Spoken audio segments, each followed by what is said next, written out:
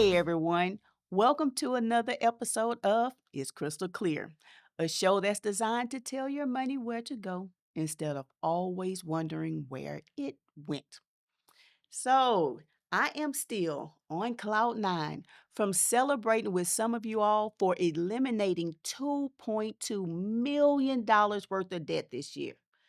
It feels so great to see all of you all planning your next life's adventure since you don't have that amount hanging over your head. I have the privilege to talk to some of the podcast viewers in person. I have the privilege to talk to you all about all kinds of situations and all kinds of challenges that you all are facing. But lately, I have been having quite a few couples, or one half of the couples, reaching out to me just to talk, some to vent. Several couples have said that this is the first time in their marriages that they have purposely made time to discuss their finances together. They have been making time to review their expenses. They face their past financial mistakes, and they are developing game plans to make sure that they correct what they used to do in the past. They use the snowball method to pay down their debts. They discovered their game plans on how not to get into that situation ever, ever, ever again. They made time to fantasize about all of their ideal life journey together, and they started saving to make those fantasies come true. On the flip side, several husbands have contacted me to get guidance on how to encourage their wives to quit hiding all of those packages that they're buying. They, as a couple, are making plans to buy big ticket items, but they can't qualify for loans because their debt to income ratios are too high because of her constant charging on their credit cards that he doesn't know about. Or the wife credit scores are so low because she isn't paying the credit card bills on time, every month. And her income is needed to qualify for their loans, but she can't be put on the joint application, which is causing them to be denied credit or charged extremely high interest rate. So hiding those packages is causing them not to hit their dream goals. So they're constantly arguing over my money versus our money, and they're not making any positive progress in their goals. Then I have the wives. The wives, they know their man. They know that their man is the king of the castle. They got the submission part right. They got it down pat. He is the leader of their household. However, I'm going to put a long pause, deep breath right here. Where he is leading him, it doesn't always make sense. They have goals, but he's going way over there trying to get them. But if he was okay with listening to his wife, he would see that they only need to take a few steps this way and they would hit their goals on time, every time. Some of the wives, they don't want to say anything, so it won't seem like they're challenging their husband's manhood or is messing with their husband's ego, or they simply don't want to cause World War III in their household. But some wives, however, y'all could care less about that man or his hood. Y'all are stomping all over his ego, and World War III has turned into World War VIII and World War IX. And either way, none of y'all are making positive progress. So I decided to devote this episode to couples and their finances. The name of this episode is For the Love of Money. So, according to research by experts, it was found that money issues are significant contributors to the problems within relationships. It's a leading cause of breakups and divorces.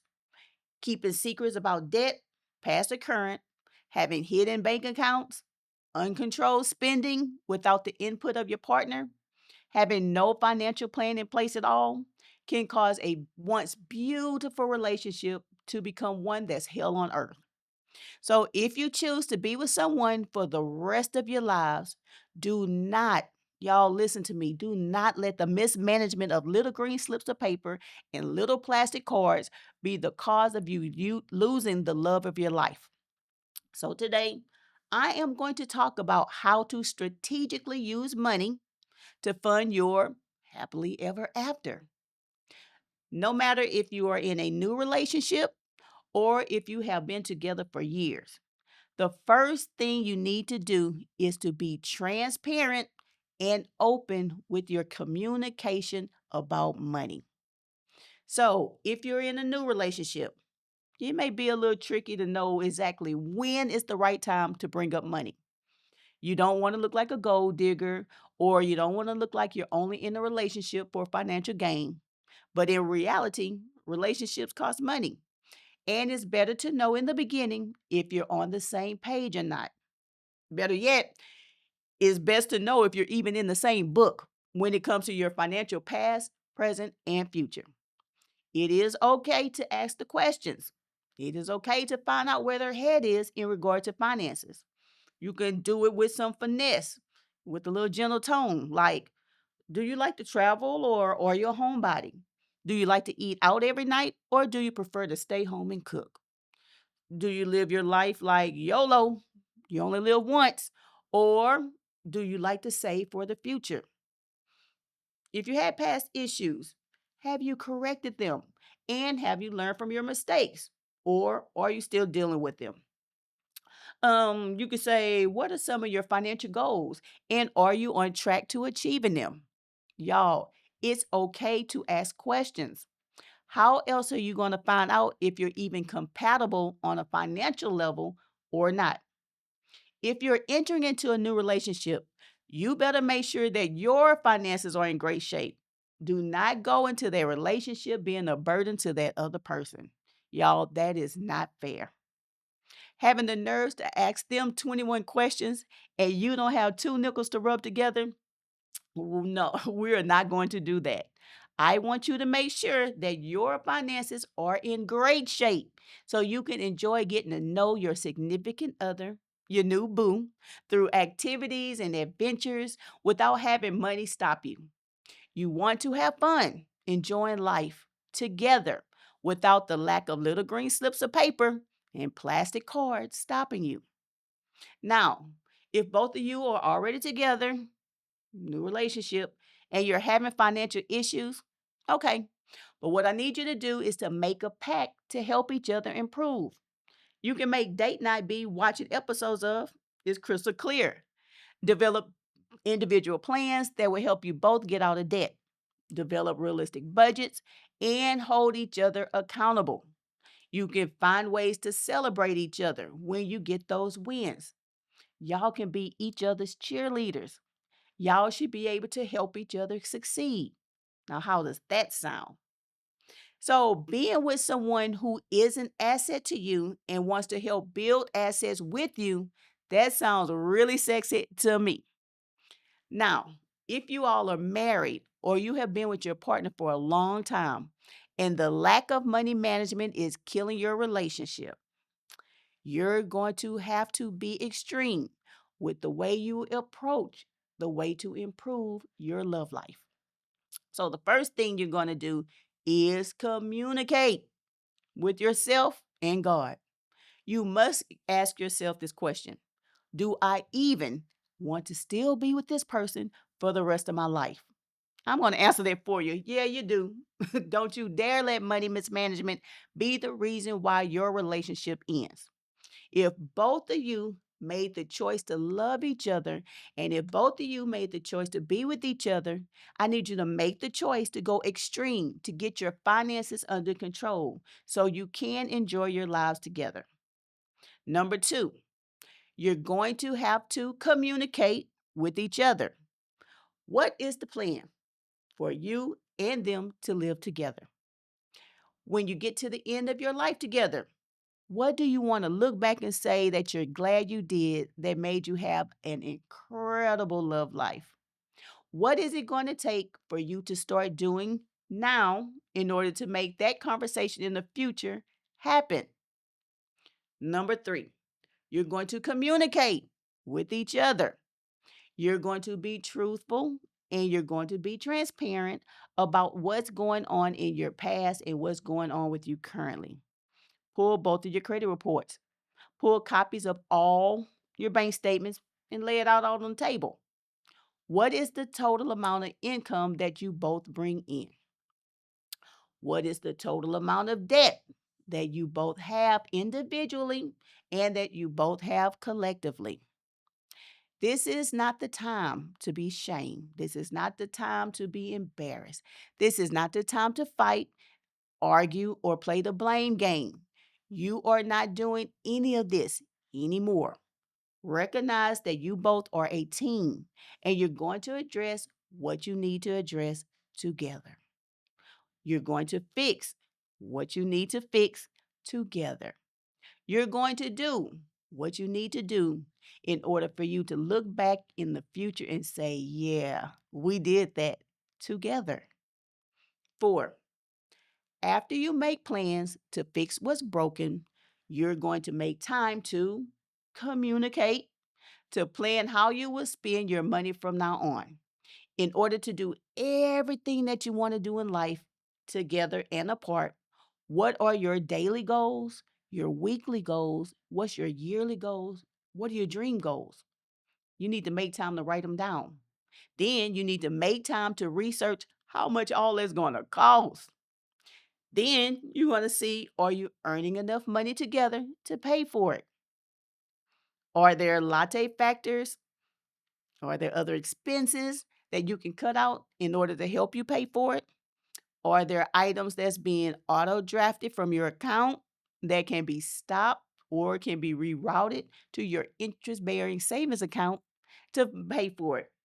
You need to make time to answer those questions and make time to make those adjustments accordingly. You got things to do and time is passing by. And your money should be used to fund the fun in your relationship. Number five, you're going to communicate about where to direct and where to store your money. You hear advice given to people saying, if you have a joint account, be sure to always have a secret account or stash some money on the side, just in case anything happens in your relationship, or so you can do what you want with your money. Okay, y'all. I understand that process. I promise I understand those thoughts. You may be married to someone who's just a spender, who spends every dime that they have. And if they knew that you had a dime, they'd find a way to spend that dime too. I got it. I promise I do. But you're not going to do that anymore, and they're not either. You are a team who have goals. You are transparent and you communicate in all capital letters. So, this is what I want you to do. I want you all to open up 5 bank accounts. And don't look at me like that's excessive. What's excessive is you having to hide the current accounts that you have. So you're going to open up 5 accounts. You're going to have a joint account. You're going to have an emergency fund account, a vision fund account, and 2 individual accounts. So the joint account is the household account. So unless you already have an agreement that one person will pay for all of the household expenses, both of you should make sure that money is in the joint account to pay for your rent or mortgage, your utilities, insurance, groceries, and any other items that makes your household run. I need you to make sure enough money is in there at all times to pay all those bills on time, every single month. If you continue to monitor those expenses and you see where you can cut down costs here, or you can use leftover money to put into your emergency account fund, and you can use that money to put into your vision account fund. Your emergency fund account needs to exist. Y'all need to have 3 to 6 months worth of your living expenses inside. So you can take a percentage or a certain dollar amount from both of your paychecks and have it deposited straight into this account. Y'all know that emergencies do, and y'all know that emergencies will happen. So as a team, you're going to work together to make sure you're both prepared for any emergencies that you face individually or together. You should also make time to fund your vision fund account by agreeing to deposit a specific dollar amount or percentage of your paycheck every single pay period. Do not miss one deposit. Every time that you see your bank statements and you see the amounts that you have available growing, it should make you excited to know that whatever you have on your adventure list, anything that you want to do will be able to be paid for without having to incur any additional debt or skimp on the things that you want to do because you don't have enough money to pay for it. As a team, you're going to make time to dream big, and you're going to make time to decide what you want to do within each of your lives that costs money. Then you should fund your individual accounts. So I know this concept will generate a whole bunch of different opinions. That's cool. But since this is my show, you're going to hear my opinion. So I think each person should have their own separate account. You have a joint account to pay for the things you use jointly. That's the house, that's the utilities, that's the insurances. But you are also individual people who have your own interests, you have your own hobbies, you have your own things that you want to do outside of your partner. And that's okay, y'all. It's okay. There are things that you may want to do with your friends that your spouse has absolutely no interest in doing. And you should have access to money that's not interfering with the joint account or the emergency account or the vision fund account. So, one of my best friends loves to travel the world. Her husband loves to stay at home. So, her part of her check is used to fund her travel account. And she enjoys herself. And he enjoys having conversations when she gets back about it. My other friends' husbands love going on annual boys' golf trips. He and his friends love to play at exclusive golf clubs across the country. That's his thing. So he made sure he saved up his money in his individual account to pay for his trip. I think that's awesome. But there are a couple of things that you will have to do and understand when it comes to these separate accounts. Number one, you need to communicate and let each other know about them. No more keeping hidden accounts. No more. My opinion is if you feel that you have to hide accounts from me, what else are you hiding? Communication, trust, transparency. Number two, make sure your partner or someone is listed as an authorized person or beneficiary on that account. Y'all know life be lifing. And God forbids anything happens to you now. But if it did and your family needed access to your money for whatever reason, how can they use the money that you have to help? If they don't know about it and if they don't have access to it, how can they use it to help? And they aren't authorized to get to it. Make sure you separate your separate account is an asset to you and to the others if it is needed. Only put money in this account after your joint account has what it needs to pay all the household expenses. Make sure you put money in your individual account after your emergency funds has your 3 to 6 months worth of living expenses. Put money in your individual account after your vision fund account has its needed deposits. Remember, you are a part of a winning team. Make sure the team has what it needs first in order to survive. Then after that, go ball out on whatever you have left to put into your individual account. And there may be some of you watching this episode saying none of this applies to you because your spouse pays all of the bills and your money is just your money. So you don't have to pay any bills. Their check pays for everything, and you're able to use your check to buy whatever you want. To that, I say, cool, awesome, great. That's a blessing. But my word of caution is this: you need to make time to know where all that money is going anyway. What company is your mortgage paid to? What's the account number? How much is your monthly utilities? What's the bank and account numbers for the joint account and the emergency fund account and the vision fund account? God forbid if anything's happened to the person who's paying all the bills. We're going to pray y'all live a long, long life. But would you be able to maintain the same lifestyle that you're accustomed to if something were to happen to them? Will you be able to pick up where they left off and pay all the bills without skipping a beat? Y'all, we talk about this all the time. Life be lifing. What if your partner wants a divorce? What if your partner dies?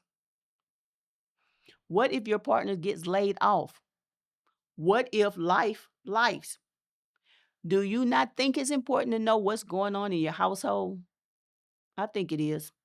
Isn't it important to know what's going on in your household so you can continue to financially function instead of spiraling into debt? I need you to make time to communicate. There is no one size fits all approach to managing your relationship and the finances involved. So you must make time to communicate. Y'all have to talk about your life together. You're going to have to discuss what you want for yourselves that will make your choices that much sweeter. I keep saying it. You're a team that's working together to build an empire. And you cannot successfully do it if you do not communicate, if you don't be trustworthy, and you don't operate with full transparency. So, I am not an ordained minister who can officiate a wedding. I am not a certified judge who can officially pronounce you husband and wife. What I am is your team member. I'm wearing your jersey. I'm rooting you on. And I want to see you win. And I know you can develop a solid foundation with your finances, but only if you choose to do so. So I want you to make time to make the right choice. So that ends this week's episode of Is Crystal Clear. And I need you to do me a huge favor. If this episode blessed you, I need you to share it with others in your family and in your work group who you think will benefit from what was taught. I want to thank you for taking time to spend with me. And I need you to remember, I am cheering you on. I want to send a special thanks to those behind the scenes who are doing a great job bringing me to you each and every single week. Thank you, team. And one more thing, as a couple, I want you to dream big together. I want you to stay focused together. And I want you to live your best lives within budget together. I will see you next time on the next episode of Is Crystal Clear.